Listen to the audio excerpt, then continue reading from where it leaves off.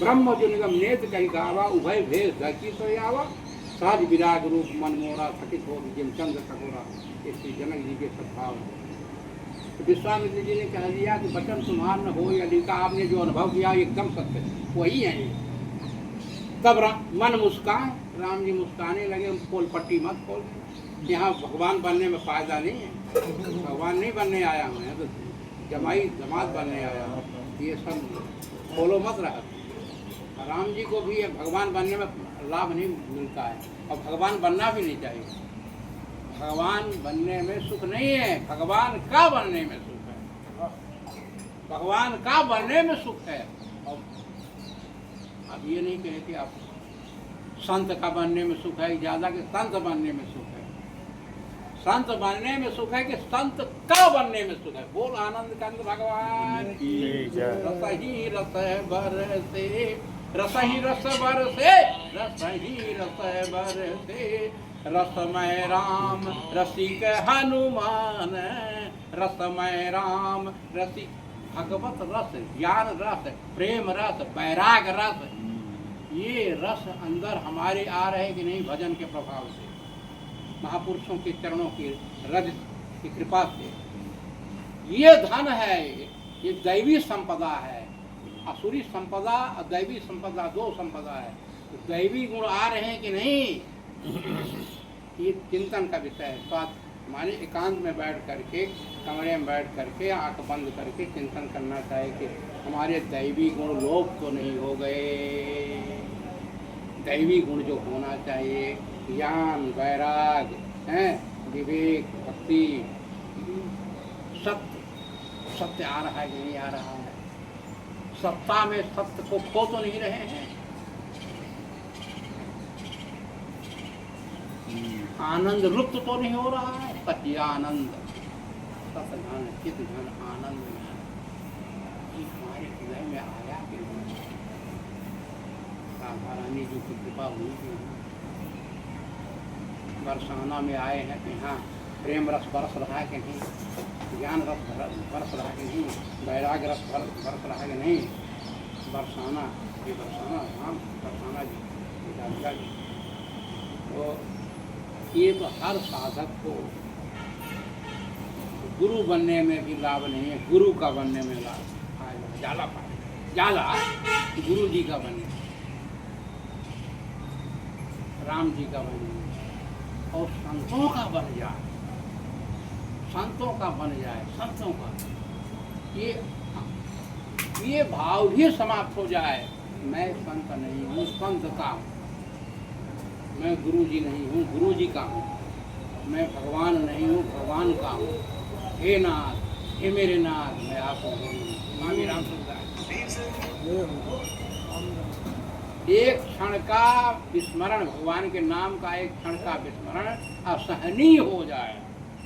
ऐसे जैसे जल के बिना मछली तड़पती है, वो तड़पन, वो विरह, विरह की आगे लगाई मेरे सद्गुरु, ज्ञान के दीप जलाई। सद्गुरु तो दीप जब जलता है, राम नाम मणि दीप जीह देहरी तुलसी भीतर बाहर, जो चाह उजिया। बाहर भी प्रकाश, भीतर भी प्रकाश। कमल खिल गया, पुष्प खिल गया और सुगंध फैल गई, आनंद आनंद हो गया, आनंद आनंद। देह गेह से ऊपर उठना है, देहा शक्ति गेहा शक्ति जीव को बांधे हुए। हम शरीर के जो है श्रृंगार में लगे हुए हैं। गोस्वामी जी ने कह दिया कि जीव अविवेकी पुरुष शरीर है, जो केवल शरीर के ही पोषण में लगा है, तन पोषक, वो अविवेकी ज्ञानी अविवेकी। ये शरीर तो नश्वर। तो जब देह से यानी शरीर से ऊपर उठोगे और देहा शक्ति, गेहा शक्ति, गेहा शक्ति कि कैसे पता चलता है, कैसे पता चलता है कि हम ऊपर उठ गए। देखो वैराग का अंतिम में पता चलता है कब, जब वैभव तैयार हो जाता है, अरबों खरबों की संपत्ति, उस समय जो घर से लात मार कर निकाले हैं, जहाँ से आप आगे हो, वही लोग फिर व्यवहार बनाना चालू कर देते हैं। अब जान गए कि अब मरने का समय आ गया है, हाँ, तो धीरे धीरे आना चालू किया। और फिर अंतिम में ये होता है कि जिनका घर द्वार खड़वा दिए हैं वो घूम रहे हैं, और भाई भतीजा को मुड़वा दिया, मुंडन कराया, गद्दी मानती दे, ठीक था, घूमते हो रहा है कि नहीं हो रहा है? झूठ बोल रहा हूँ। अब बुद्ध पहले से जो सब छोड़ करके आश्रित हो गए, वो कहाँ जाए? अब बताओ, ये स्थानों की अंतिम में किधर गया बैराग?